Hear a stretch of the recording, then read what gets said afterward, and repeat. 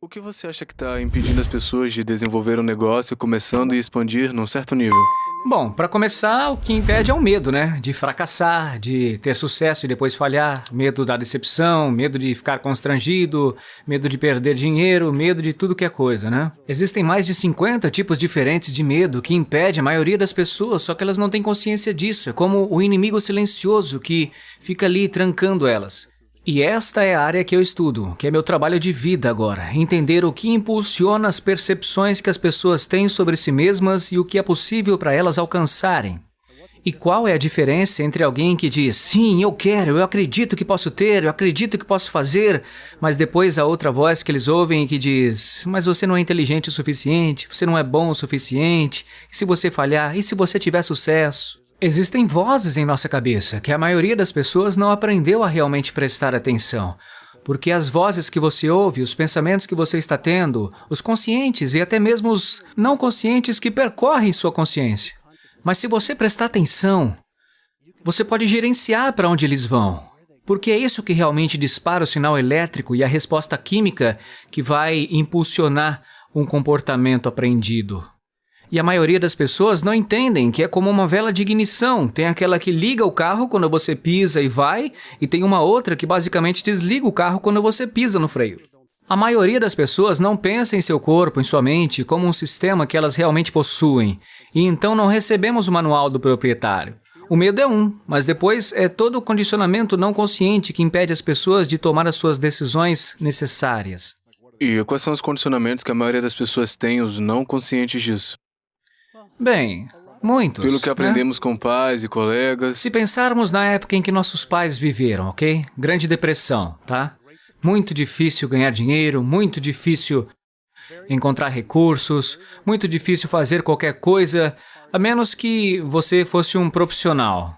Nossos pais disseram para a maioria de nós, se você não se tornar um profissional, você vai lutar, lutar e sofrer. E até os profissionais disseram, ok, então se torne um profissional e aqui está o teto que você tem. Fomos condicionados a ter medo da escassez em um mundo que não tem escassez. Fomos condicionados a ter certas crenças sobre o que é possível ou sobre o que não é possível. Então, agora mesmo, enquanto estamos sentados aqui, temos esta incrível época de eleições. Uma das coisas em que tenho pensado é que há algumas pessoas acreditando que se o Donald Trump vencer, vão ganhar uma fortuna, e há outras pessoas pensando que vão perder tudo. Eu tenho um amigo que tem cerca de 70 milhões no banco. Ele acredita que se a Hillary assumir o cargo, ele perderá milhões e que vai ser muito difícil. E o que realmente está acontecendo na cabeça das pessoas são todas as suas referências, suas crenças, suas percepções que estão trancadas na parte implícita do seu cérebro que está impulsionando esses pensamentos e até mesmo os comportamentos. Eles podem nem estar cientes, né? Eles nem mesmo estão cientes disso. Sim, eles podem estar, mas talvez não estejam. E então, o que realmente precisamos focar é que não faz a diferença quem se torna presidente ou não. Se você tem a crença de que, independentemente do que aconteça no seu mundo externo, você pode navegar em direção ao sucesso que você deseja. Isso é uma crença. E as crenças são a lente pela qual vemos o mundo e pela qual nos comportamos. E assim, se você quer mudar seus resultados, não foque em mudar seus comportamentos. Mude seu foco nas crenças que impulsionam os seus comportamentos. Poderoso. Sim, então a próxima pergunta é, bem, ótimo, que tipo de crenças eu tenho, certo? Bem, temos dois tipos de crenças, e é aí que pode ficar um pouco complexo. E é quando você começa a falar sobre o cérebro. Ele é um órgão. É como um coração, que é um órgão. Você pode acelerá-lo, pode desacelerá-lo, você pode acelerar as ondas cerebrais, pode desacelerá-las, você pode sintonizar para dentro, para fora. A gente não recebe um manual, cara, desse Não que é ensinam o na mais escola poderoso isso, né? órgão. E então, a grande notícia, eu sei que você, sendo um atleta e um empresário de sucesso, você tem disciplina, senão Não dá para alcançar resultado. alcançar pois é. resultado sem algum tipo de Exatamente, disciplina. E assim sabemos que existem algumas verdades fundamentais para alcançar o sucesso. O Jim Rohn, eu sei que você ama o Jim Rohn, ele falou, ou você paga o preço da disciplina ou paga o preço do arrependimento. A disciplina pesa quilos, o arrependimento toneladas. E dá para ensinar disciplina? A resposta é sim. E como? Você precisa de um participante disposto. E se o motivo do participante for grande o suficiente, se ele souber eu quero alcançar X, e o motivo, a motivação para a ação deles for além de si mesmos, as chances são de que eles farão mais para alcançar esse sucesso do que se fosse deixado apenas para eles mesmos. Mas tem algumas pessoas que nascem com uma incrível motivação. Elas simplesmente têm essa sede insaciável e estão dispostas a fazer o que for necessário para que elas alcancem o objetivo pretendido. E há outras pessoas que querem coisas, mas simplesmente não têm essa sede insaciável. E é aqui que, por mais que eu odiasse a escola, eu amo usar a escola como analogia, né?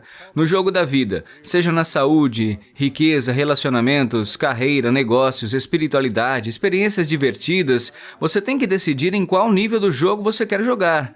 É o nível da escola primária, do jardim da infância, da universidade, porque cada um vai exigir uma coisa diferente. São blocos de construção, uns sobre os outros. Se você é extremamente talentoso, mas não está preparado para praticar, ensaiar, treinar, cair, falhar em tentativas seguidas, você nunca se tornará um profissional em sua área. Ou um marido, ou uma esposa, atleta ou músico profissional. Você simplesmente não conseguirá. Então se acostume com isso se você não está preparado para pagar o preço. Se você está preparado para pagar o preço e tem aptidão, talento, agora estamos falando de um real potencial. E o que não sabemos é o que há em seu coração. O que tem? O que é o fogo que te move a dizer, eu vou fazer isso mesmo quando não sentir vontade? Eu farei o que for necessário para superar minha tentação de mediocridade, minha tentação de desculpas, tentação de razões e circunstâncias que tentam impedir. Eu não vou permitir que essas coisas fiquem no meu caminho e impeçam o meu objetivo final. E se isso estiver dentro de você, você alcançará o que escolher. Então, a pergunta que você fez antes foi, como você desenvolve isso, né? Começa pequeno. Começa pequeno. Se você não tem disciplina, mostre a si mesmo que pode dar a si um comando e seguir. Sabe de uma coisa? Agora eu vou me levantar e vou fazer 2 flexões. Agora mesmo. Não mais tarde. Agora. Você pode ir e dar a si mesmo um comando simples, uma flexão. Ou então você pode dar um outro comando simples. Vou tomar um copo d'água agora. Você começa com algo ridículo. Eu aprendi há muitos anos, reduzir ao ridículo. Se você faz isso, começa e diz, olha, eu consegui. Eu consegui. Essa é a diferença. É uma linha tênue entre as pessoas que podem. Sim, é à vontade. Você poderia? Ótimo. Quando? Agora. Certo? Então, se você desenvolver essa habilidade especificamente a partir de uma perspectiva da plasticidade cerebral, assim que você se dá um comando e toma ação, você acabou de criar um padrão neural que pode se dar a um comando, se dar para tomar uma ação. Isso pode ser uma vez, mas e se você fizer isso a cada hora, colocando um alarme no meu computador? E se a cada hora o meu computador que estivesse aberto ali diria, são 12 horas, são 13 horas... Eu levo 60 segundos para estar no controle da minha mente. 60 segundos, não importa onde esteja. Para o que está fazendo. Pare, faça 6 respirações. Apenas se concentre. Eu estou no caminho certo? Eu estou fora do caminho? Estou fazendo algo que não deveria estar fazendo, em vez de uma atividade boa? A cada hora eu me treinei para apenas me resetar. Eu nem sempre fazia isso. Comecei com 1 hora, depois 2 horas, depois 3 horas. Estava funcionando tão bem que eu falei, vamos fazer a cada hora então. Mas o mais importante é, assim que você se torna a pessoa que acredita em si mesma, você percebe. Pois tudo o que você faz ou que você não faz deixa uma impressão de escala na sua autoestima, né? Você sabe. Absolutamente. Você sabe. Toda vez que você come aquele bolo, aquele biscoito, ou você acredita em si mesmo ou não. Toda vez que você toma uma decisão, você está se desqualificando daquela crença negativa, você está se qualificando à crença positiva. O mesmo acontece com comportamentos.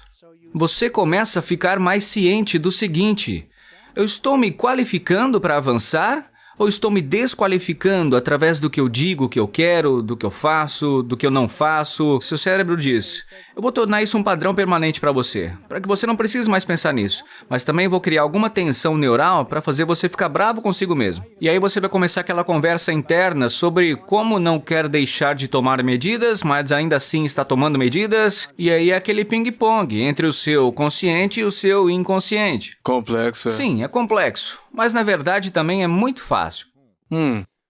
Se alguém estiver ouvindo agora e pensando, tem muita coisa que eu quero sair dessa relação, desse relacionamento, quero ter uma saúde melhor, quero ter mais grana, seja lá o que for, e eles têm dito isso há anos e sente que têm consumido todas as informações que precisam, mas não são capazes de agir, talvez porque a motivação não seja poderosa, o que você diria para ser o primeiro passo? Bem, o primeiro passo é pegar uma coisa. Eu vou voltar para essa coisa e dizer, ótimo, deixe-me avançar com essa coisa. Por quê? Porque isso muda a trajetória do mesmo padrão se repetindo. E assim que você interrompe um padrão e depois interrompe ele de novo, é como pegar um desvio, sabe? E assim que você pega esse desvio em um dia, você vai pensar, ok, tudo bem. Porém, as suas tendências querem voltar ao que é confortável. Mas se você pegar esse desvio 2 dias, 6 dias, 7 dias, e pela neurociência a gente sabe que leva 66 dias para criar um padrão neural sólido o suficiente para que ele vá de um esforço consciente e pensar sobre isso para um padrão não consciente que tem início na automaticidade, acontecendo sem o seu envolvimento. Você apenas está fazendo isso. No meu caso, o que eu faço para mim mesmo é o seguinte, sempre que eu quero mudar algo, seja um hábito, um pensamento, ou uma emoção, ou mesmo um comportamento, eu digo que eu vou trabalhar nisso por pelo menos uns 100 dias. Não 30 dias, não 21, nem 66, que é por volta disso. Eu digo 100 dias. Então eu foco toda a minha energia apenas nessa coisa por 100 dias. Por quê? Você pode me dar um exemplo de algo que fez? Açúcar. Açúcar. Cara, com açúcar... Eu Eu era tipo um alcoólatra, sabe? Viciado em açúcar. Muito, Sim, muito bom. passa uma semana, 2 semanas sem açúcar, aí depois de um mês, come uma sobremesa todas Eu as também. noites. É irresistível, né? Eu também. Um bolo, um biscoito e depois 5 deles por dia. Ou seja, Eu também, eu posso ser disciplinado, mas sim, eu acontece. também sou extremista, tipo 8 ou 80, né? Não tem o meio termo. Comeu, já era. Sim, eu não posso ter um biscoito, porque se tiver só um, eu vou falar, eu não posso comer mais uns 6 ou 7. É. Minhas A contas caixa de biscoito inteira. nos hotéis são de $21 e não de 3. Eu continuo abastecendo. Sim, é. Ô, Então, cara. você pega uma coisa, só uma coisa que você conhece, talvez um pouco desafiadora, e vai, 100 Por 100 dias. Apenas 100. Digamos que você queira beber mais água. 100 dias. Um copo por dia. Esforço consciente para beber um por dia. O que quer que você tenha feito antes, ainda fará, mas um copo por dia. Eu comecei isso com a minha assistente, eu disse, eu quero beber 4 desses Claro, por dia, claro. uns 600 ml. Nós conseguimos uma caneca, está na minha mesa, toda vez que eu entro. Então eu tenho esse apoio dela dizendo, ei, lembra de beber água. E eu vou lá e simplesmente bebo. Nas primeiras 2, 3 semanas, eu sinto que eu vou me afogar com tanta água. Mas depois é como, ok, agora eu tô acostumado. Agora eu tô bebendo o máximo de água possível, porque o hábito tá ali. E uma das regras que eu adoro seguir é que o hábito é mais importante do que a intensidade do início. Não se preocupe com a intensidade, desenvolva o hábito.